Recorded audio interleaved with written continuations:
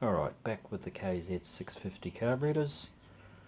I've done things a little bit differently. I've actually assembled the carburetors for a change rather than have them all apart. This is what's left of the stuff that's been plated.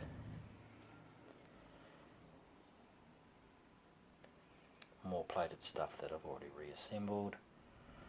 From here I'll put some fuel tees in it, a few other little bits and pieces. And we'll see how everything looks once it's assembled and everything works as it should.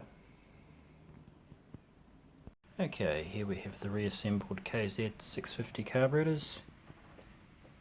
I've synced all the throttles.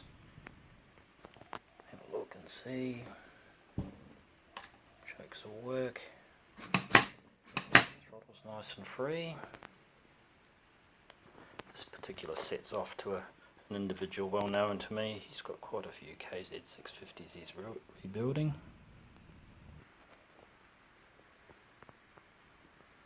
Generally when you get some of these carburetors they don't always come up really well, but I think this set's come up quite good.